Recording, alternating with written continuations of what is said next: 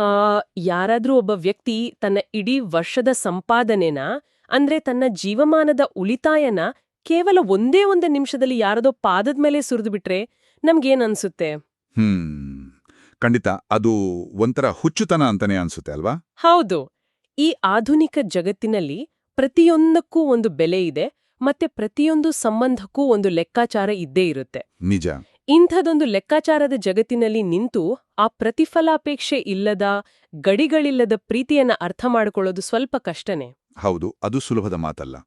ಇಂದಿನ ನಮ್ಮ ಈ ಆಳವಾದ ವಿಶ್ಲೇಷಣೆಗೆ ನಾವು ತೆಗೆದುಕೊಂಡಿರೋ ದಾಖಲೆಗಳು ಇಂಥದ್ದೇ ಒಂದು ರೋಚಕ ಹಾಗೂ ವಿವಾದಾತ್ಮಕ ಘಟನೆಯನ್ನ ತೆರೆದಿಡುತ್ತವೆ. ಯೋಹಾನ 12ನೇ ಅಧ್ಯಾಯದ ಆಧಾರದ ಮೇಲೆ ಬೆಥಾನಿಯದ ಮರಿಯಳು ಮತ್ತು ಕಲ್ವಾರಿಯ ಹಾದಿ ಎಂಬ ವಿಷಯದ ಬಗ್ಗೆ ನಾವಿವತ್ತು ಚರ್ಚೆ ಮಾಡಲಿದ್ದೇವೆ. ಖಂಡಿತ. ಇದು ಕೇವಲ 2000 ವರ್ಷಗಳ ಹಿಂದಿನ ಒಂದು ಧಾರ್ಮಿಕ ಕತೆ ಮಾತ್ರ ಅಲ್ಲ. ಹೌದಲ್ಲ? ಹೌದು, ಇದು ಮನುಷ್ಯನ ಅಪ್ಪಟ ಪ್ರೀತಿ ಮತ್ತು ಲೋಕದ ಈ ಲಾಭನಷ್ಟದ ಲೆಕ್ಕಾಚಾರದ ನಡುವೆ ನಡೆದ ಅತಿದೊಡ್ಡ ಮಾನಸಿಕ ಸಂಘರ್ಷದ ಅಧ್ಯಯನ ಅಂತಾನೆ ಹೇಳ್ಬೋದು. ಅಂದ್ರೆ ಈ ಘಟನೆಯ ಹಿಂದಿನ ಆಳವಾದ ಅರ್ಥ, ಆಮೇಲೆ ಅಂದಿನ ರಾಜಕೀಯ ಮತ್ತು ಸಾಂಸ್ಕೃತಿಕ ಹಿನ್ನೆಲೆನ ನಾವು ಇವತ್ತು ಬಿಡಿಸಿ ನೋಡ್ಬೇಕಾಗಿದೆ. ಹೌದು, ಈ ಘಟನೆಯನ್ನ ನಾವು ಕೇವಲ ಮೇಲ್ನೋಟಕ್ಕೆ ಓದಿದ್ರೆ ಇದೊಂದು ಸಾಮಾನ್ಯ ಭೋಜನ ಕೂಟದ ತರ ಕಾಣ್ಬೋದು. ಒಂದು ಡಿನ್ನರ್ ಪಾರ್ಟಿ ತರ. ಕರೆಕ್ಟ್. ಆದರೆ ಈ ಕಥೆ ನಡೆಯುವ ಹಿನ್ನೆಲೆನ ನಾವು ಸ್ವಲ್ಪ ಸೂಕ್ಷ್ಮವಾಗಿ ಗಮನಿಸಬೇಕು. ನೋಡಿ, ಪಾಸ್ಕಾ ಹಬ್ಬಕ್ಕೆ ಇನ್ನು ಕೇವಲ 6 ದಿನ ಮಾತ್ರ ಇದೆ. ಓಹೋ, ಅಂದ್ರೆ ಇಡೀ ಯೆರೂಸಲೇಂ ನಗರದಲ್ಲಿ ಒಂದ್ ರೀತಿಯ ಉದ್ವಿಗ್ನ ವಾತಾವರಣ ಇತ್ತು ಅಲ್ವಾ? ನಿಖರವಾಗಿ. ಯೇಸುವನ್ನ ಹೇಗಾದ್ರೂ ಮಾಡಿ ಬಂಧಿಸಬೇಕು, ಮುಗಿಸ್ಬೇಕು ಅಂತ ಅಂದಿನ ಅಧಿಕಾರಶಾಹಿ ವರ್ಗ ಹೊಂಚು ಹಾಕ್ತಾ ಇತ್ತು. ಒಂದ್ ರೀತಿಯಲ್ಲಿ ಯೇಸು ಅವಾಗ ಒಬ್ಬ ವಾಂಟೆಡ್ ಮನುಷ್ಯ ಆಗಿದ್ರು. ಹೌದು. ಅಂತಹ ಅತ್ಯಂತ ಅಪಾಯಕಾರಿ ಹಾಗೂ ಬಿಗುವಿನ ವಾತಾವರಣದಲ್ಲಿ ಬೆಥಾನಿಯಾ ಅನ್ನೋ ಸಣ್ಣ ಊರಿನಲ್ಲಿ ಯೇಸುವಿಗೆ ಒಂದು ವಿಶೇಷವಾದ ಭೋಜನ ಕೂಟವನ್ನ ಏರ್ಪಡಿಸಲಾಗತ್ತೆ. ಅರೆ, ಇಷ್ಟೊಂದು ಟೆನ್ಷನ್ ಮಧ್ಯೆ ಭೋಜನ ಕೂಟನ? ಅದೇ ಇಲ್ಲಿನ ವಿಶೇಷ. ಈ ಊಟದ ಮೇಜಿನ ಸುತ್ತ ಇರುವ ಪಾತ್ರಗಳು ಮತ್ತು ಅಲ್ಲಿ ನಡೆಯುವ ಘಟನೆಗಳು ಇಡೀ ಮಾನವ ಇತಿಹಾಸದಲ್ಲಿ ಅತ್ಯಂತ ಪ್ರಬಲವಾದ ರೂಪಕಗಳಾಗಿ ನಿಲ್ತವೆ. ನಿಜಕ್ಕೂ ಈ ಭೋಜನ ಕೂಟದ ವಾತಾವರಣವೇ ಬೆರಗುಗೊಳಿಸುವಂತಿದೆ. ಅಂದ್ರೆ ಊಟದ ಮೇಜಿನ ಬಳಿ ಯೇಸುವಿನ ಜೊತೆ ಕುಳಿತಿರುವವರಲ್ಲಿ ಲಾಜರ ಕೂಡ ಇದ್ದಾನೆ. ಹೌದು, ಸಾವನ್ನ ಗೆದ್ದು ಬಂದ ವ್ಯಕ್ತಿಯಾತ. ಅದೇ ತಾನೆ ಆಶ್ಚರ್ಯ. ಕೇವಲ ಸ್ವಲ್ಪ ದಿನಗಳ ಹಿಂದೆಯಷ್ಟೇ ಗೋರಿಯಲ್ಲಿದ್ದವನು ಈಗ ಅದೇ ಮೇಜಿನ ಬಳಿ ಸಹಜವಾಗಿ ಊಟ ಮಾಡ್ತಾ ಇದ್ರೆ ಆ ಸುತ್ತಲಿನವರ ಮೇಲೆ ಎಂಥ ಮನೋವೈಜ್ಞಾನಿಕ ಪ್ರಭಾವ ಬೀರಿರ್ಬೋದು ಅಲ್ವಾ? ಖಂಡಿತ. ಒಂದು ಕಡೆ ಸಾವು ಬದುಕಿನ ವಿಸ್ಮಯ, ಮತ್ತೊಂದು ಕಡೆ ಲಾಜರನ ತಂಗಿ ಮಾರ್ತಳೋ ಅತಿಥಿಗಳಿಗೆ ಅತ್ಯಂತ ಶ್ರದ್ಧೆಯಿಂದ ಊಟ ಬಡಿಸ್ತಾ ಇದ್ದಾಳೆ. ವಾತಾವರಣ ಬಾಳ ಆಪ್ತವಾಗಿದೆ ಅನ್ಸ್ತಾ ಇದೆ. ಆದರೆ ಇದೇ ಸಮಯದಲ್ಲೇ ಲಾಜರನ ಇನ್ನೊಬ್ಬ ತಂಗಿ ಮರಿಯಳು ಅಲ್ಲಿಗೆ ಬರ್ತಾಳೆ.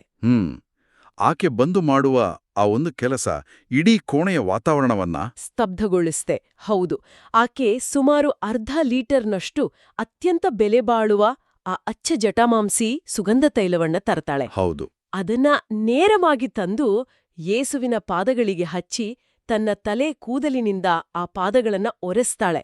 ಈ ಘಟನೆ ಓದಿದಾಗ ನನಗಂತೂ ಅಕ್ಷರಶಃ ಆಶ್ಚರ್ಯವಾಯ್ತು. ನಿಜ, ಯಾರಿಗಾದ್ರೂ ಆಶ್ಚರ್ಯ ಆಗತ್ತೆ. ಅಂದ್ರೆ ಇದು ಕೇವಲ ಭಕ್ತಿಯ ಪ್ರದರ್ಶನವೋ ಅಥವಾ ಇದರಲ್ಲಿ ಬೇರೇನಾದ್ರೂ ಸಾಂಸ್ಕೃತಿಕ ಅರ್ಥ ಇದೆಯೋ? ನೋಡಿ, ಇದು ಕೇವಲ ಭಕ್ತಿಯ ಪ್ರದರ್ಶನ ಮಾತ್ರ ಅಲ್ಲ.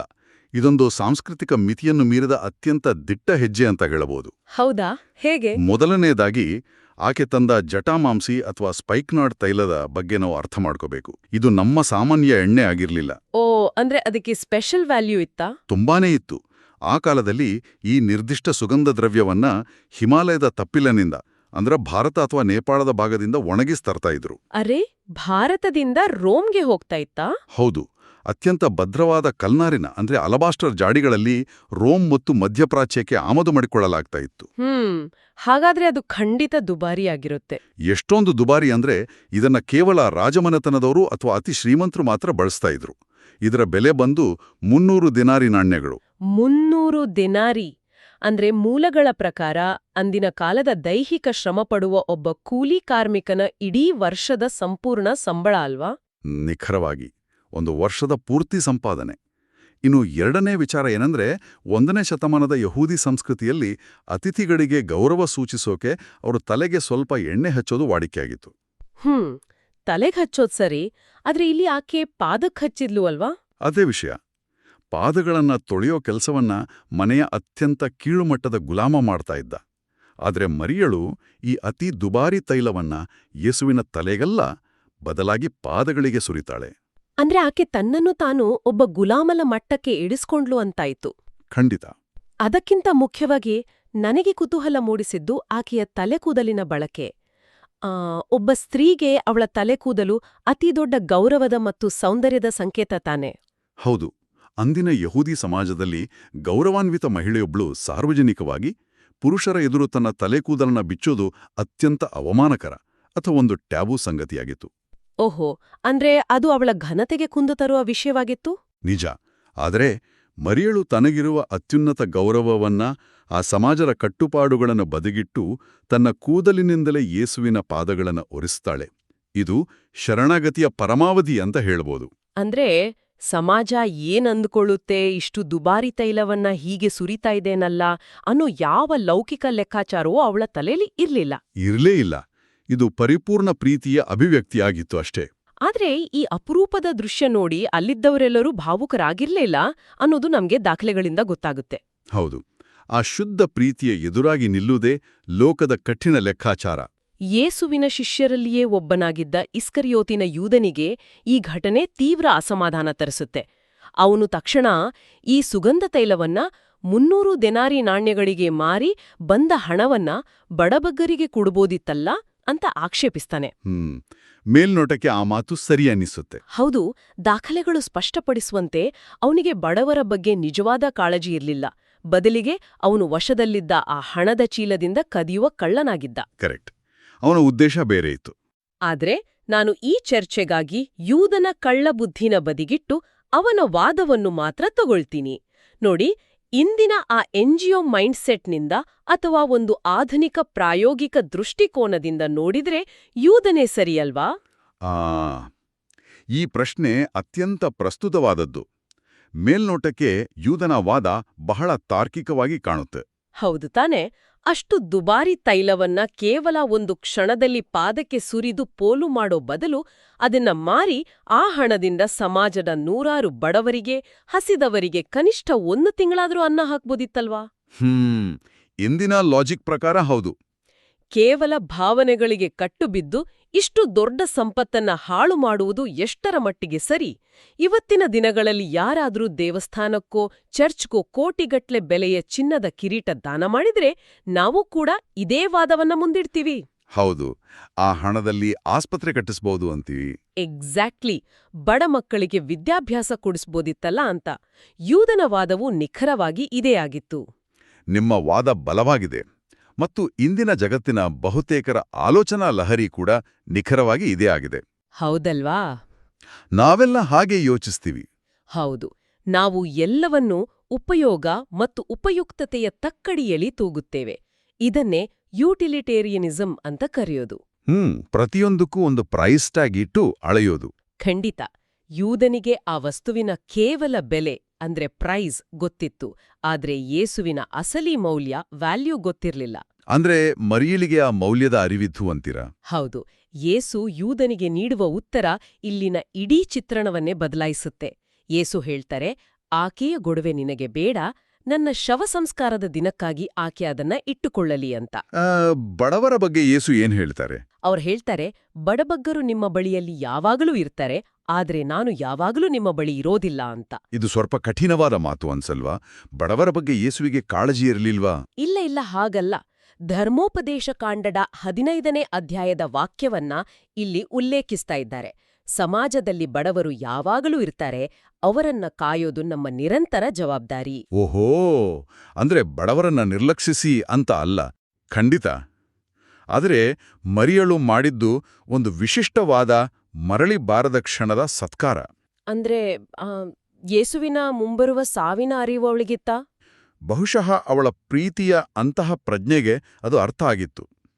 ಇಡೀ ಲೋಕವೇ ಯೇಸುವಿನ ವಿರುದ್ಧ ತಿರುಗ್ತಾ ಇರುವಾಗ, ಶಿಷ್ಯರು ಅಧಿಕಾರದ ಕನಸು ಕಾಣ್ತಾ ಇರುವಾಗ, ಮರಿಯಳು ಮಾತ್ರ ಆತನ ದುಃಖವನ್ನ, ಆತನ ಮೇಲಿರುವ ಸಾವಿನ ಛಾಯೆಯನ್ನ ಅರ್ಥ ಮಾಡ್ಕೊಂಡಿದ್ಲು.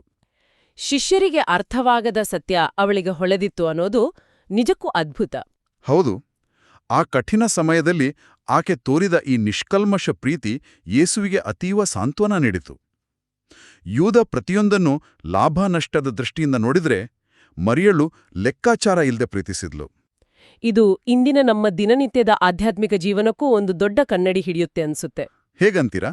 ನಮ್ಮ ಇಂದಿನ ಬಹುತೇಕ ಭಕ್ತಿ ಕೂಡ ಕೇವಲ ವ್ಯವಹಾರ ಆಗ್ಬಿಟ್ಟಿದೆ. ನಾನು ಇಷ್ಟೊತ್ತು ಪ್ರಾರ್ಥಿಸಿದ್ರೆ, ಇಷ್ಟು ಕಾಣಿಕೆ ನೀಡಿದ್ರೆ, ಅಥವಾ ಈ ಹರಕೆ ಹೊತ್ರೆ ದೇವ್ರು ನಂಗೆ ಪ್ರತಿಯಾಗಿ ಏನ್ ಕೊಡ್ತಾನೆ ಅನ್ನೋ ವ್ಯವಹಾರದ ಮನಸ್ಥಿತಿ ನಮ್ದಾಗಿದೆ. ಹೌದು, ದೇವರು ಅನ್ನೋದು ಒಂದು ATM ಮಷೀನ್ ತರ ಆಗ್ಬಿಟ್ಟಿದೆ. ಮೇಲೆ ಮಾಡುವ ಖರ್ಚು ನಮ್ಗೆ ಎಂದಿಗೂ ಲಾಸ್ ಅಥವಾ ಲುಕ್ಸಾನು ಅನಿಸೋದಿಲ್ಲ. ಬದಲಾಗಿ ಅದು ಹೂಡಿಕೆಯೂ ಅಲ್ಲ, ಅದು ಕೇವಲ ಪ್ರೀತಿಯ ಹರಿವು ಅಲ್ವಾ? ಅತ್ಯದ್ಭುತವಾಗಿ ಹೇಳಿದ್ರಿ. ಭಕ್ತಿ ಅನ್ನೋದು ಕೊಡುಕೊಳ್ಳುವಿಕೆಯ ವ್ಯಾಪಾರ ಅಲ್ಲ, ಅದು ಸ್ವಯಂ ಶೂನ್ಯಗೊಳಿಸುವಿಕೆ ಅಥವಾ ಸೆಲ್ಫ್ ಎಂಪ್ಟಿಂಗ್ ಮತ್ತು ಸಂಪೂರ್ಣ ಸಮರ್ಪಣೆ ಅನ್ನೋದನ್ನ ಮರಿಯಳ ನಿರೂಪಿಸಿದ್ಲು. ಈ ಸಮರ್ಪಣೆಯ ಪರಿಣಾಮ ಏನಾಯಿತು ಅನ್ನೋದನ್ನ ವಿವರಿಸುವ ಒಂದು ಸಾಲು ದಾಖಲೆಗಳಲ್ಲಿದೆ. ತೈಲದ ಸುವಾಸನೆ ಮನೆಯಲ್ಲೆಲ್ಲ ಹರಡಿತು ಅಂತ. ಅದೊಂದು ಸುಂದರವಾದ ವಿವರಣೆ. ಒಂದು ಕೋಣೆಯಲ್ಲಿ ಅತ್ಯುತ್ತಮ ಸುಗಂಧ ದ್ರವ್ಯವನ್ನ ಸಿಂಪಡಿಸಿದ್ರೆ ಅದು ಹೇಗೆ ಭೌತಿಕವಾಗಿ ಅಲ್ಲಿದ್ದವರೆಲ್ಲರಿಗೂ ಆಹ್ಲಾದವನ್ನ ನೀಡುತ್ತೋ ಹಾಗೆ ಅವಳ ಆ ಸಮರ್ಪಣೆಯ ಕೃತ್ಯ ಇಡೀ ವಾತಾವರಣವನ್ನ ಆವರಿಸಿಕೊಳ್ತು. ಹೌದು, ಇದೊಂದು ಅದ್ಭುತವಾದ ರೂಪಕವಾಗಿದೆ. ನಾವು ಮಾಡುವ ಸಣ್ಣ ನಿಸ್ವಾರ್ಥ ಸತ್ಕಾರ್ಯಗಳು ಕೂಡ ಸಮಾಜದಲ್ಲಿ ಹೀಗೆಯೇ ಸುವಾಸನೆ ಬೀರಬೇಕು. ನಮ್ಮ ನಡವಳಿಕೆ ಇತರರಿಗೆ ಕಿರಿಕಿರಿ ತರ್ತಾ ಇದೆಯೋ ಅಥವಾ ಪ್ರೀತಿಯ ಸುವಾಸನೆಯನ್ನ ಬೀರ್ತಾ ಇದೆಯೋ ಅನ್ನೋದು ನಮ್ಮನ್ನ ನಾವೇ ಕೇಳ್ಕೊಳ್ಬೇಕಾದ ಪ್ರಶ್ನೆ. ಖಂಡಿತ. ಆದ್ರೆ ಆ ಮನೆಯಲ್ಲಿ ಕೇವಲ ಆ ತೈಲದ ಸುವಾಸನೆ ಮಾತ್ರ ಇರಲಿಲ್ಲ. ಅಲ್ಲಿ ಮತ್ತೊಂದು ಪ್ರಬಲವಾದ ಶಕ್ತಿ ಇತ್ತು. ಯಾವ ಶಕ್ತಿ? ಅದೇ ಲಾಜರನ ಮೌನ ಸಾಕ್ಷಿ. ನಾವೆಲ್ಲರೂ ಈ ಕಥೆಯಲ್ಲಿ ಮರಿಯಳ ಕಡೆಗೆ ಹೆಚ್ಚು ಗಮನ ಹರಿಸ್ತೀವಿ, ಆದರೆ ಲಾಜರನ ಪಾತ್ರ ಅತ್ಯಂತ ನಿರ್ಣಾಯಕವಾದದ್ದು. ಲಾಜರ ಅಲ್ಲಿ ಊಟ ಮಾಡ್ತಾ ಇದ್ದ ಅಲ್ವಾ? ಹೌದು. ದಾಖಲೆಗಳನ್ನ ನೀವು ಸೂಕ್ಷ್ಮವಾಗಿ ಗಮನಿಸಿದ್ರೆ ಲಾಜರ ಅಲ್ಲಿ ಒಂದೇ ಒಂದು ಮಾತನ್ನ ಆಡಿದ ಬಗ್ಗೆ ಅಥವಾ ಯೇಸುವಿನ ಬಗ್ಗೆ ಭಾಷಣ ಮಾಡಿದ ಬಗ್ಗೆ ಎಲ್ಲೂ ಉಲ್ಲೇಖನೇ ಇಲ್ಲ. ಅರೆ ಹೌದಾ? ಅವನು ಸುಮ್ನೆ ಅಲ್ಲಿ ಸಾಕ್ಷಿಯಾಗಿ ಕೂತಿದ್ದ ಅಷ್ಟೇನಾ? ಹೌದು. ಆದ್ರೆ ಅವನ ಆ ಮೌನ ಉಪಸ್ಥಿತಿಯೇ, ಅವನ ಆ ಜೀವಂತಿಕೆಯ ಸಾಕ್ಷ್ಯವೇ ಅನೇಕರನ್ನ ಸೆಳೆಯಿತು. ಯಹೂದಿಯರ ಒಂದು ದೊಡ್ಡ ಗುಂಪು ಕೇವಲ ಯೇಸುವನ್ನ ಮಾತ್ರವಲ್ಲ, ಈ ಲಾಜರನನ್ನ ನೋಡಲೆಂದೇ ಅಲ್ಲಿಗೆ ಬಂದಿತ್ತು. ಓ, ಸತ್ತು ಬದುಕಿ ಬಂದವನನ್ನ ನೋಡೋ ಕುತೂಹಲ. ಎಕ್ಸಾಕ್ಟ್ಲಿ. ಅವನನ್ನು ನೋಡಿ ಅನೇಕರು ಯೇಸುವನ್ನ ನಂಬೋಕೆ ಶುರು ಮಾಡಿದರು. ಇದು ನಿಜಕ್ಕೂ ಬೆರಗುಗೊಳಿಸುವ ಸಂಗತಿ. ಆದ್ರೆ ಇದರಿಂದ ಒಂದು ದೊಡ್ಡ ರಾಜಕೀಯ ಮತ್ತು ಧಾರ್ಮಿಕ ಬಿಕ್ಕಟ್ಟು ಕೂಡ ಎದುರಾಯ್ತು ಅಲ್ವಾ? ಮುಖ್ಯ ಯಾಜಕರಿಗೆ ಇದು ಸಹಿಸಲಾಗ್ಲಿಲ್ಲ. ಹೌದು, ಅವರಿಗಿದು ದೊಡ್ಡ ತಲೆನೋವಾಯ್ತು. ಅವರು ಕೇವಲ ಯೇಸುವನ್ನ ಮಾತ್ರವಲ್ಲ, ಲಾಜರನ್ನ ಕೊಲ್ಲಲು ಸಂಚು ಹೂಡಿದ್ರು. ಯೇಸುವನ್ನ ಕೊಲ್ಲಲು ಪ್ಲಾನ್ ಮಾಡಿದ್ದು ಅರ್ಥ ಆಗುತ್ತೆ. ಆದ್ರೆ ಪಾಪ ಈ ಲಾಜರನನ್ನ ಏಕೆ ಟಾರ್ಗೆಟ್ ಮಾಡಿದ್ರು? ಆತ ಯಾರಿಗೂ ಯಾವ ತೊಂದರೆನೂ ಕೊಟ್ಟಿರ್ಲಿಲ್ವಲ್ಲ? ಇದರ ಹಿಂದಿನ ರಾಜಕೀಯ ಮತ್ತು ಧಾರ್ಮಿಕ ಹಿನ್ನೆಲೆನ ನಾವು ಅರ್ಥ ಮಾಡ್ಕೋಬೇಕು. ಅಂದಿನ ಮುಖ್ಯ ಯಾಜಕರು ಹೆಚ್ಚಾಗಿ ಸದ್ದುಕಾಯ ಪಂಥಕ್ಕೆ ಸೇರಿದವರಾಗಿದ್ರು. ಸದ್ದುಕಾಯರು ಅಂದ್ರೆ ಅವರ ನಂಬಿಕೆಗಳು ಬೇರೆ ಇತ್ತಾ? ಹೌದು. ಈ ಸದ್ದುಕಾಯರ ಒಂದು ಪ್ರಮುಖ ನಂಬಿಕೆ ಏನಂದ್ರೆ ಅವರು ಪುನರುತ್ಥಾನವನ್ನ, ಅಂದ್ರೆ ಸತ್ತವರು ಮರಳಿ ಎದ್ದು ಬರ್ತಾರೆ ಅನ್ನೋದನ್ನ ನಂಬ್ತಾನೇ ಇರಲಿಲ್ಲ. ಓಹೋ, ಈಗ ಅರ್ಥ ಆಗ್ತಾ ಇದೆ. ಲಾಜರ ಸಾಕ್ಷಾತ್ ಜೀವಂತವಾಡಿ ಸಾವನ್ನ ಗೆದ್ದು ಅವರ ಕಣ್ಣೆದುರು ಓಡಾಡ್ತಾ ಇದ್ದ. ಹೌದು. ಹಾಗಾಗಿ ಅವರ ಇಡೀ ನಂಬಿಕಾ ವ್ಯವಸ್ಥೆಯೇ, ಅವರ ಅಧಿಕಾರದ ಅಡಿಪಾಯವೇ ಬುಡಮೇಲಾಗುವ ಅಪಾಯ ಇತ್ತು. ಲಾಜರನು ಯೇಸುವಿನ ಪವಾಡಕ್ಕೆ ಜೀವಂತ ಸಾಕ್ಷಿಯಾಗಿದ್ದ. ಮತ್ತೆ ಪಾಸ್ಕ ಹಬ್ಬದ ಟೈಮ್ ಬೇರೆ. ಅದೇ, ಪಾಸ್ಕ ಹಬ್ಬದ ಸಮಯದಲ್ಲಿ ಸೇರ್ತಿದ್ದ ಅಪಾರ ಜನಸ್ಥೋಮ ಈತನನ್ನ ನೋಡಿ ಯೇಸುವಿನ ಕಡೆ ವಾಲಿದ್ರೆ ಅದು ರೋಮನ್ ಸಾಮ್ರಾಜ್ಯದ ವಿರುದ್ಧದ ಬಂಡಾಯವಾಗಿ ಬದಲಾಗಬಹುದು ಅನ್ನೋ ಭಯನೂ ಅವರಿಗಿತ್ತು. ಅರೆರೆ, ಅಂದ್ರೆ ಲಾಜರ ಕೇವಲ ಒಬ್ಬ ಸಾಮಾನ್ಯ ಮನುಷ್ಯ ಆಗಿರ್ಲಿಲ್ಲ, ಆತ ಅಂದಿನ ಅಧಿಕಾರಶಾಹಿ ವರ್ಗಕ್ಕೆ ಒಂದು ಜೀವಂತ ಬೆದರಿಕೆಯಾಗಿದ್ದ. ನಿಖರವಾಗಿ. ಸತ್ಯದ ಪರ ನಿಂತಾಗ ಅಥವಾ ಕತ್ತಲೆಯಿಂದ ಬೆಳಕಿನ ಕಡೆಗೆ ನಡೆದಾಗ ಕತ್ತಲೆಯಲ್ಲಿ ಇರೋರಿಂದ ವಿರೋಧಗಳು ಬರೋದು ಪ್ರಕೃತಿ ಸಹಜ. ಹೌದು. ಲಾಜರನ ಕಾರಣದಿಂದ ಜನ ಬದಲಾಗ್ತಾ ಇದ್ದಾರೆ, ತಮ್ಮ ಹಿಡಿತದಿಂದ ತಪ್ಪಿಸ್ಕೊಂಡು ಹೋಗ್ತಾ ಇದ್ದಾರೆ ಅಂತ ತಿಳಿದಾಗ ಅಧಿಕಾರಶಾಹಿ ವರ್ಗ ಆತನನ್ನು ಮುಗಿಸಲು ಯೋಚಿಸ್ತು. ಅಂದ್ರೆ ಒಳ್ಳೇದನ್ನ ಮಾಡಿದ್ರೂ ವಿರೋಧ ತಪ್ಪಿದ್ದಲ್ಲ. ಖಂಡಿತ. ಆದ್ರೆ ಕತ್ತಲೆಯಿಂದ ಬೆಳಕಿಗೆ ಬಂದ ನಾವು ವಿರೋಧಗಳು ಬಂದ್ರೂ ಸರಿಯೇ, ಲಾಜರನಂತೆ ನಮ್ಮ ಮೌನ ಮತ್ತು ದೃಢ ಹೆಜ್ಜೆಗಳ ಮೂಲಕ ಇತರರನ್ನ ಸತ್ಯದ ಹತ್ತಿರ ಸೆಳೆಯುವ ಸಾಕ್ಷಿಗಳಾಗ್ಬೇಕು ಅನ್ನೋದು ಇಲ್ಲಿನ ಆಳವಾದ ಪಾಠ. ನಮ್ಮ ಮುಂದಿರುವ ಈ ಇಡೀ ಅಧ್ಯಯನದ ಟಿಪ್ಪಣಿಗಳನ್ನ ಗಮನಿಸಿದ್ರೆ ಇದು ಕೇವಲ ಒಂದು ಊಟದ ಮೇಜಿನ ಕಥೆಯಾಗಿ ಉಳಿಯೋದಿಲ್ಲ. ಇದು ಒಂದು ಬೃಹತ್ ಆಧ್ಯಾತ್ಮಿಕ ಚಿತ್ರಣವನ್ನೇ ಬಿಡಿಸಿಡುತ್ತೆ. ಹೌದು, ಒಂದು ಬ್ರಾಡ್ ಪಿಕ್ಚರ್ ಸಿಗುತ್ತೆ ನಮ್ಗೆ.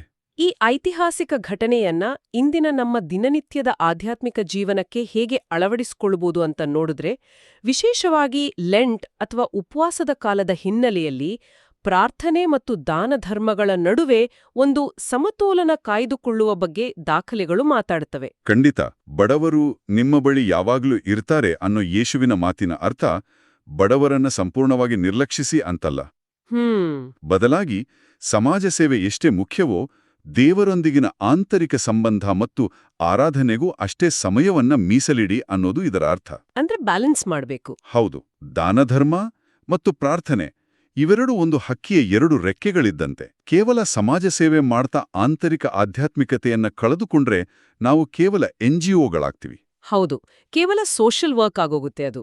ಅದೇ ಕೇವಲ ಪ್ರಾರ್ಥನೆ ಮಾಡ್ತಾ ಸಮಾಜವನ್ನ ಮರೆತರೆ ಅದು ಸ್ವಾರ್ಥ ಆಗತ್ತೆ. ಇವೆರಡರ ನಡುವಿನ ಸಮತೋಲನ ಬಹುಮುಖ್ಯ. ಈ ದಾಖಲೆಗಳ ಕೊನೆಯಲ್ಲಿ ನೀಡಲಾದ ದೇವತಾಶಾಸ್ತ್ರದ ವಿಶ್ಲೇಷಣೆ ನನ್ನನ್ನ ಅಕ್ಷರಶಃ ಬೆರಗುಗೊಳಿಸ್ತು. ಯಾಕೆ? ಅದ್ರಲ್ಲಿ ಅಂಥದ್ದೇನಿದೆ?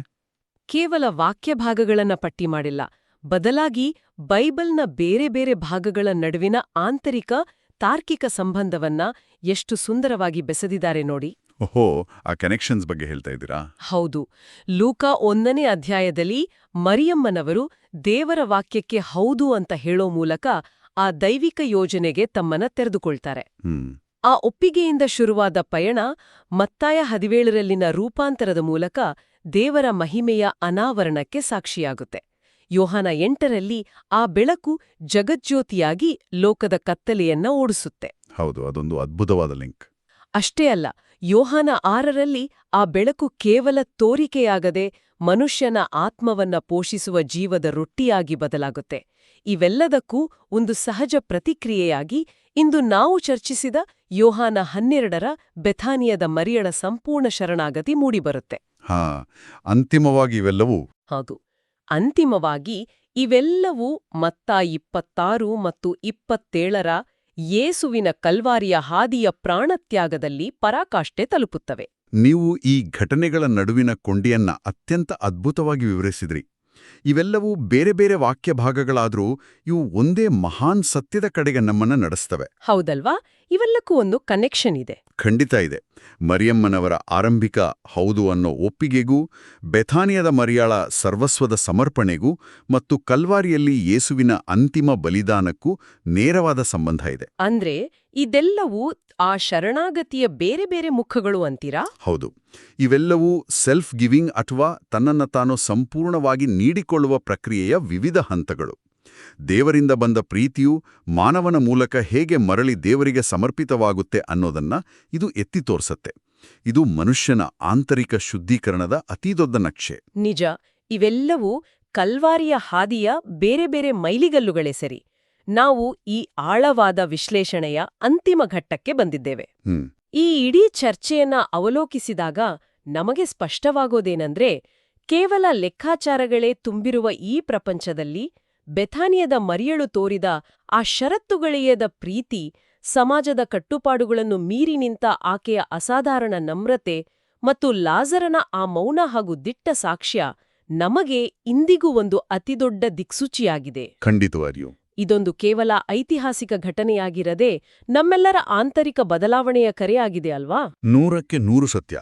ನಾವು ನಮ್ಮ ದಿನನಿತ್ಯದ ಜೀವನದಲ್ಲಿ ಯೂದನಂತೆ ಎಲ್ಲದಕ್ಕೂ ಬೆಲೆಕಟ್ಟ, ಪ್ರತಿಯೊಂದರಲ್ಲೂ ನಮ್ಮ ಸ್ವಾರ್ಥದ ಲಾಭವನ್ನು ಹುಡುಕುತ್ತಾ ಬದುಕ್ತೇವೋ, ಅಥವಾ ಮರಿಯಳಂತೆ ವ್ಯಕ್ತಿಗಳ ಮತ್ತು ಸಂಬಂಧಗಳ ಅಸಲಿ ಮೌಲ್ಯವನ್ನ ಅರಿತು ನಿಸ್ವಾರ್ಥವಾಗಿ ಲೆಕ್ಕಾಚಾರ ಇಲ್ಲದೆ ಪ್ರೀತಿಸ್ತೇವೋ, ಈ ಆಯ್ಕೆ ನಮ್ಮದು. ಈ ಆಯ್ಕೆಯೇ ಮುಂದಿನ ದಿನಗಳಲ್ಲಿ ನಾವು ಯಾರು ಅನ್ನೋದನ್ನ ಜಗತ್ತಿಗೆ ನಿರೂಪಿಸುತ್ತೆ. ಕಾರ್ಯಕ್ರಮವನ್ನ ಆರಂಭಿಸುವಾಗ ನಾವೊಂದು ಪ್ರಶ್ನೆಯನ್ನ ಎತ್ತಿದ್ವಿ. ಒಬ್ಬ ವ್ಯಕ್ತಿ ತನ್ನ ಸರ್ವಸ್ವವನ್ನು ಒಂದು ಕ್ಷಣದಲ್ಲಿ ಸುರಿದ್ರೆ ಆತನನ್ನ ಏನೆಂದು ಕರಿತೀರಿ ಅಂತ. ಹೌದು. ಈಗ ಈ ಚರ್ಚೆಯನ್ನ ಮುಕ್ತಾಯಗೊಳಿಸ್ತಾ ಒಂದು ಆಳವಾದ ಚಿಂತನೆಯನ್ನ ಮುಂದಿಡ್ಲು ಬಯಸ್ತೀನಿ. ಬೆಥಾನಿಯಾದ ಮನೆಯಲ್ಲಿ ಮರಿಯಳು ಅಂದು ಹಚ್ಚಿದ ಆ ದುಬಾರಿ ಜಟಾಮಾಂಸಿ ತೈಲದ ಭೌತಿಕ ಸುವಾಸನೆ ಬಹುಶಃ ಆ ದಿನ ರಾತ್ರಿಯೇ ಅಥವಾ ಮರುದಿನ ಗಾಳಿಯಲ್ಲಿ ಕರಗಿ ಹೋಗಿರಬಹುದು. ನಿಜ. ಆದರೆ ಆಕೆಯ ಆ ನಿಸ್ವಾರ್ಥ ಲೆಕ್ಕಾಚಾರವಿಲ್ಲದ ಕೃತ್ಯದ ಸುವಾಸನೆ 2000 ವರ್ಷಗಳ ನಂತರವೂ ಇಂದಿಗೂ ನಮ್ಮ ನಡುವೆ ಅಷ್ಟೇ ತಾಜಾವಾಡಿ ಚರ್ಚೆಯಾಗ್ತಾ ಇದೆ. ಆಕೆಯ ಪ್ರೀತಿಯ ಪರಿಮಳ ಇತಿಹಾಸದ ಪುಟಗಳಲ್ಲಿ ಶಾಶ್ವತವಾಗಿ ಉಳಿದುಬಿಟ್ಟು. ಹೌದು. ಅದೊಂದು ಮರೆಯಲಾಗದ ಸುವಾಸನೆ. ಹಾಗಾದ್ರೆ ಲಾಭ ಮತ್ತು ನಷ್ಟಗಳ ಉಪಯೋಗ ಮತ್ತು ಉಪಯುಕ್ತತೆಯ ಲೆಕ್ಕಾಚಾರವೇ ಪ್ರಧಾನವಾಗಿರುವ ಇಂದಿನ ಈ ವೇಗದ ಜಗತ್ತಿನಲ್ಲಿ ನಾವು ನಮ್ಮ ದಿನನಿತ್ಯದ ಸಣ್ಣ ಸಣ್ಣ ಆಯ್ಕೆಗಳ ಮೂಲಕ, ನಮ್ಮ ಮಾತು ಮತ್ತು ನಡವಳಿಕೆಗಳ ಮೂಲಕ ಈ ಜಗತ್ತಿಗೆ ಯಾವ ರೀತಿಯ ಸುವಾಸನೆಯನ್ನ ನೀಡ್ತಾ ಇದ್ದೇವೆ. ಭವಿಷ್ಯದ ತಲೆಮಾರುಗಳಿಗೆ ನೆನಪಿನಲ್ಲಿ ಉಳಿಯುವಂತಹ, ಇತರರ ಬದುಕನ್ನ ಬೆಳಗುವಂಥ ಪ್ರೀತಿಯ ಸುವಾಸನೆ ನಮ್ಮಿಂದ ಹೊರಹೊಮ್ಮುತ್ತಾ ಇದೆಯಾ? ಯೋಚನೆ ಮಾಡಬೇಕಾದ ವಿಷಯ ಅಲ್ವಾ? ಮುಂದಿನ ಆಳವಾದ ವಿಶ್ಲೇಷಣೆಯೊಂದಿಗೆ ಮತ್ತೆ ಭೇಟಿಯಾಗೋಣ. ಪ್ರಿಯರೇ, ಈ ಚಾನೆಲ್ ಅನ್ನು ಸಬ್ಸ್ಕ್ರೈಬ್ ಮಾಡಿ ಪ್ರತಿದಿನ ದೇವರ ವಾಕ್ಯವನ್ನು ಆಲಿಸುತ್ತಾ ಅದನ್ನು ಇತರರೊಂದಿಗೆ ಹಂಚಿಕೊಳ್ಳಲು ನಮಗೆ ನೆರವಾಗಿರಿ. ಧನ್ಯವಾದಗಳು.